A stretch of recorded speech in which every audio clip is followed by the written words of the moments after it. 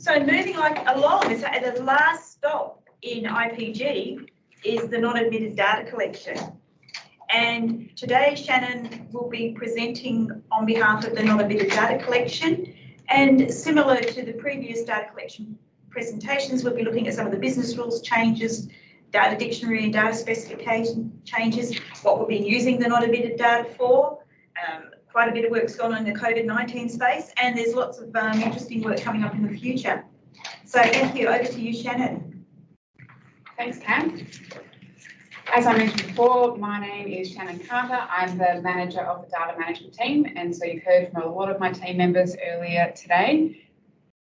I'm speaking for the non-admitted data collection team. We have Jennifer Power, who's with me in the room as well. She's joining us for a short stint to backfill Lorinda Bailey, who is the Principal Data Management Officer. And we also have Rachel Maguire in our non-admitted data collection team, but Rachel is lucky enough to be on holidays in sunny Queensland at the moment. So I'll be going through this, and if you've got any tricky questions, I might get Jen to help me with those at the end. For the 22-23 patient activity data policy, we had limited changes in our business rules. And based on some feedback about some of our sentences being a little bit unclear, we did tidy up some of our wording.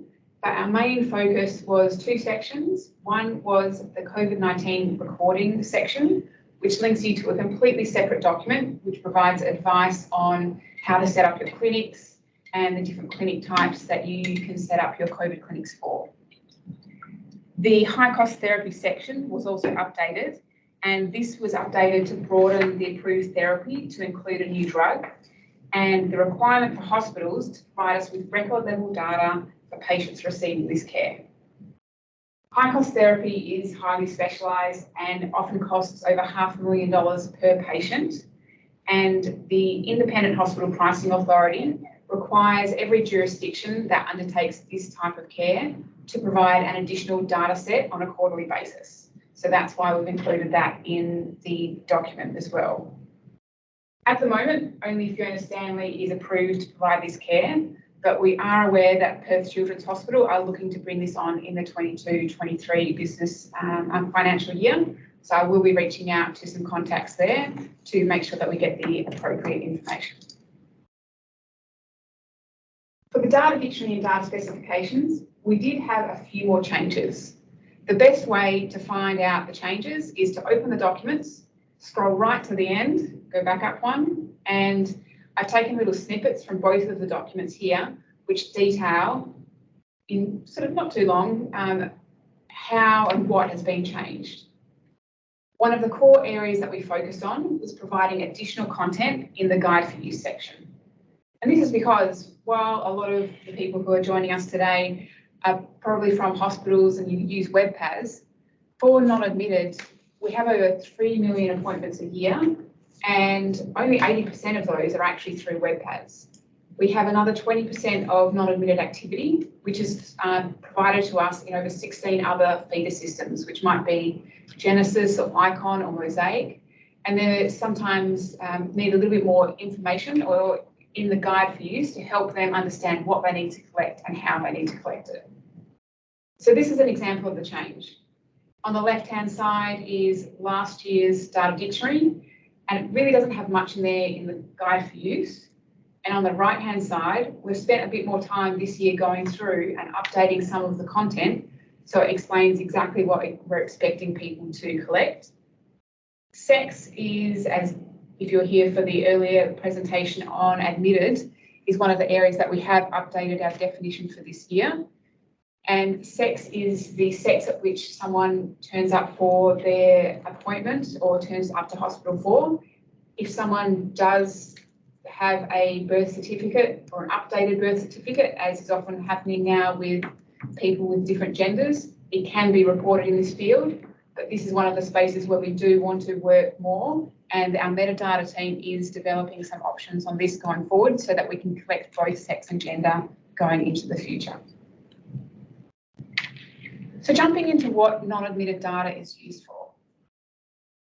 In addition to national reporting, parliamentary questions, ministerial responses, I had to think about sharing with you some sort of what the data is used for that you might not be aware of. So the Ombudsman in Western Australia, they do investigations into child death. And, you know, this is a very sensitive and serious topic, and it just shows the valuable information that we get from non-admitted is used in a range of purposes. Every month for the last 18 months, we provide non-admitted data for any deceased child aged 17 years or younger and any non-admitted activity through their lifetime. The Ombudsman has legal powers under their own legislation to compel the provision of this information, and we provide that on a monthly basis to help them to do their own investigations into child deaths. Quite recently, there has been a focus on family and domestic violence deaths, but it's also used for just broader death patterns in children as well. So for us, the patient activity data policy is really important, and the data quality work that occurs to make sure that we are giving accurate and correct information to agencies such as the Ombudsman. Jumping over to something a little bit different, but probably quite topical at the moment, COVID-19. Now, this is something that, again, I was trying to show that you, especially at hospitals and within the department, we don't often see, but it's comparing our activity, especially our COVID activity, across jurisdictions. And WA was actually quite unique, especially as COVID developed. This is 2020 and 2021 financial year data showing COVID testing activity. And in WA, only 14% of our COVID testing activity was billed to Medicare, compared to a national average of 43%. And that is because we set up our clinics quite differently compared to other states.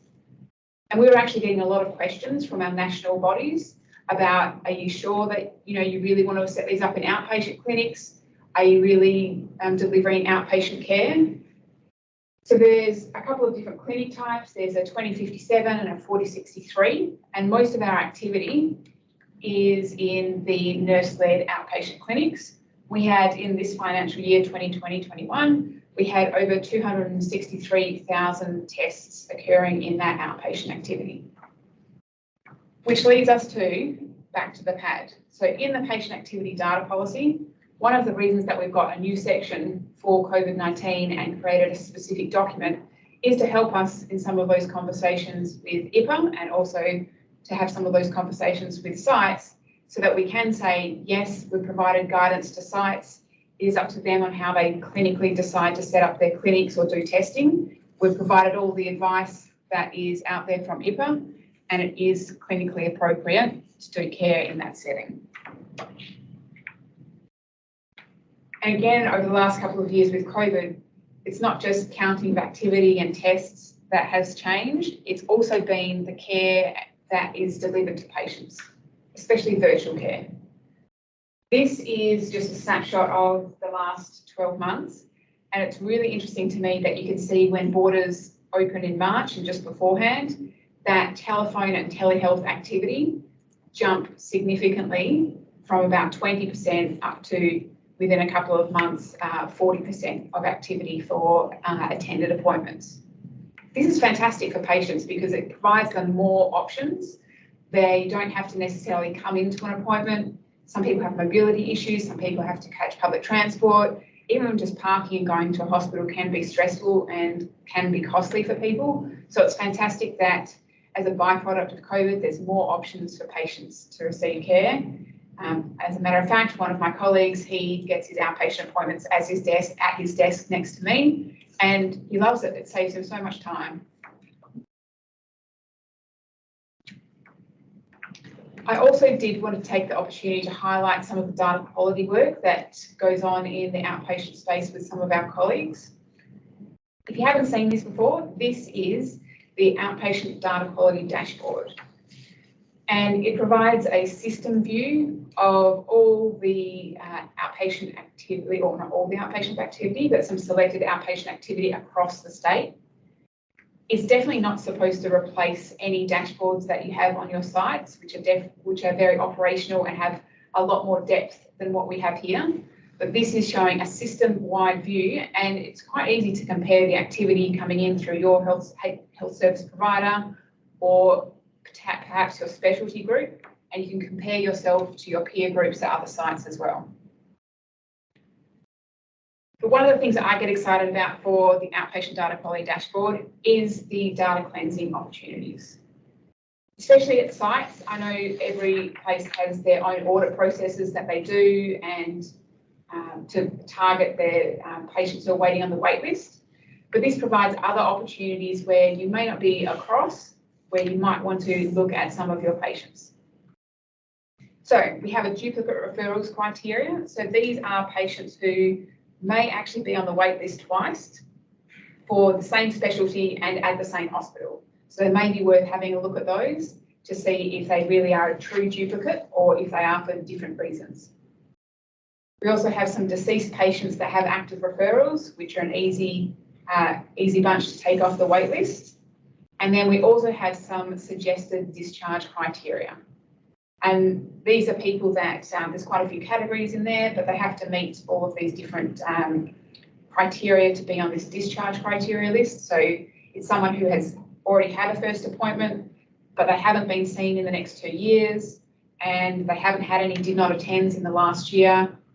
They may meet the criteria for discharge, and you may want to see if they can be discharged back to their GP. One of the other aspects that you can use this dashboard for is for patients who are waiting over boundary, and the section in the middle, it breaks it down into, and I've cut this one down to long waits for category 1s, which are patients who should have been seen within 30 days. And so it breaks down all the different over boundary time periods. And you can, if you have access to this dashboard at the patient level, you can click on these and it drills through to an Excel spreadsheet, which you can download, which has patient level details, providing the UMRN, the clinic, and dates regarding their referral. I'm just not going to show the patient details up on here today though. Which leads us to our future work. So public reporting is always on the radar. However, due to COVID, that has been put on pause. We're still, or I'm personally still quite interested in public reporting into the future, because we did used to have it reported in 2017, and it's good for patients and for clinicians to know how long they may be waiting for care. Culturally and linguistically diverse data and collecting information about patients. This is more broad than just for non-admitted, and would likely go into the ED and inpatient areas. Aligned to the Sustainable Health Review recommendations regarding this, we have developed a research paper looking at what elements we may want to collect, and we are keen to work with hospitals and our colleagues in here at the department as well over the next 6 months to get some feedback on that, although this is a longer term implementation and probably wouldn't be coming in for us from the department for the next year or 2. In addition, the Australian non-admitted care classification is still coming up in the future, but we don't yet have any dates from the Independent Hospital Pricing Authority on this.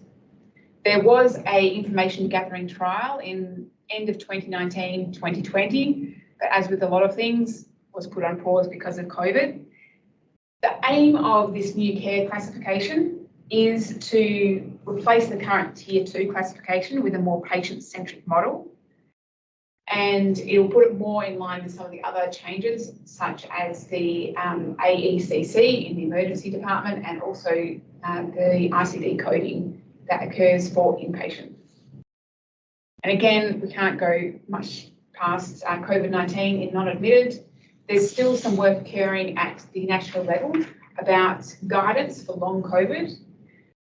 And yeah, that's pretty much what we're aiming for in the next sort of 6 to 12 months for non-admitted. If you have any queries about non-admitted data, please send us an email on nadcdata@health.wa.gov.au. Quite a few of the queries that we get are to do with, I'm setting up a new clinic, I'm not sure what category it should fit in, or sometimes it's, this is the type of care we're delivering, is it appropriate, can a phone call be a service event? Any of those, send them through. If you've got any feedback on the patient activity data policy, business rules, or ideas for next year, again, contact us. We're more than happy to have a chat about it. If you'd like access to or have any questions about the data quality dashboard that I showed earlier, please email royalstreet.dataquality@health.wa.gov.au, who will be happy to share it with you. And I believe we may have a couple of questions. Okay? Yes. Thank you, Shannon. Well, we do have a couple of new posts. Let's see. Someone has asked us, in relation to the not admitted patient waiting list, specifically regarding home dialysis at Fiona Stanley, can you please advise us if this activity is collected within the data set? Yes, so this is from a contracted health entity, so it'll be from so as I mentioned before, we have a number of different feeder systems. We have WebPAS. So while you might not be able to see it in WebPAS, it would be coming into the non-admitted data collection from a different feeder system. If you need access to this or an extract, please let us know. But yes, we do receive that activity. Okay, thank you. Kim has asked us, what T2 code do the eastern states use for COVID swabbing? Is it a hybrid? If so, who moderates the correct coding that's required? That is a fantastic question. So Kim, what we actually found is a lot of the eastern states, what they were doing is they were actually directly billing it to Medicare. So they weren't even doing it in a outpatient setting. So I think where they were getting a little bit unstuck as things developed is that with, if it's directly billed to Medicare, you need to have a GP referral for Medicare to pay for it. And what was happening is I think some of the eastern states may not have been as diligent as getting their GP referrals for that. So they had to then go and implement, from what we understand, sometimes just doctors sitting at the, these swab clinics, creating referrals, signing referrals off to make sure that the Medicare billing occurred. And if we go back to, I'll come back to that one, Kim, let's have a look. New South Wales did start collecting activity, especially in the nurse-led as well, which is where the most of our activity is, as did Queensland. But Victoria had very minimal. Victoria only had about 6,500 for the 2020-2021 financial year. So New South Wales started to follow our lead, as did a little bit in Queensland, but we definitely did have the majority in the outpatient compared to a lot of the other jurisdictions.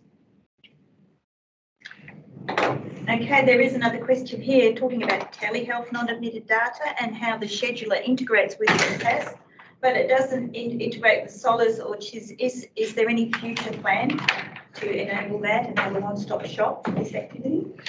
That is a very interesting question, and to be honest with you, I don't have an actual answer off the top of my head.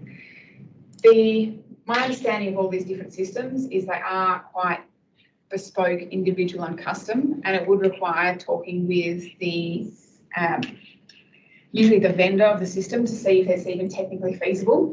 But what I will do with that question is I will take it offline and follow up with some of our colleagues in the digital outpatient program space, because they may have some thoughts about what's happening with telehealth and progress and new systems to put it into. So thank you for that. What else have we got down here? Question about public reporting. So I think I mentioned public reporting before. It was previously, we did used to have a PDF report, which was not updated. It was very clunky to update and took a lot of time. A public reporting dashboard has been developed, but currently it is not ready for publication. And it's waiting with the Minister's office to determine a time when it might be suitable to be published. I think that is bringing us pretty close to... It does. So lots of interest in that data collection. Thank you, everybody. And 3 million service events. You can certainly see that as models of delivery of care change, that things are moving into the outpatient space. And I'm sure the public and the Minister are very interested in that data. So a big call out to everybody. Please look at that data quality dashboard And so we can use that waitlist data, I guess, for some more reporting and decision making and make it more reliable. So we are now coming to the close of session 1, and we have a little bit of a break. And so I'd just like to do a little bit of summary. I say thank you to all the data management and the quality and assurance teams who presented today. I know you were all super excited about the public speaking opportunity, and maybe not all of you, but well done, everyone stepped up. Although you might seem to be a very small part of a very big machine, you do have a pivotal role in managing the patient activity data and responding to changes in our activity. Some may think we're collecting data for funding, but I can see now after today's presentations, it's certainly much more than that, and a great deal of work goes on. And we trust you've found that interesting. With the changes in how care is provided, we do need to consider how that impacts on how we collect the data and how we classify that data. So it does take time to set up these systems, as you can see. So please do consult us for advice and direction if you're planning new health services. And you heard today we've had expansion in contracted care agreements, medi hotels, and virtual medicine. So quite a bit there. The next part of today's showcase will provide some further insights and some really big picture use of patient activity data. We have some really interesting presentations and some really interesting outputs and reports to show you. For those of you who are leaving us today, please stay. But no, we understand if you have to go, so we thank you very much for your participation.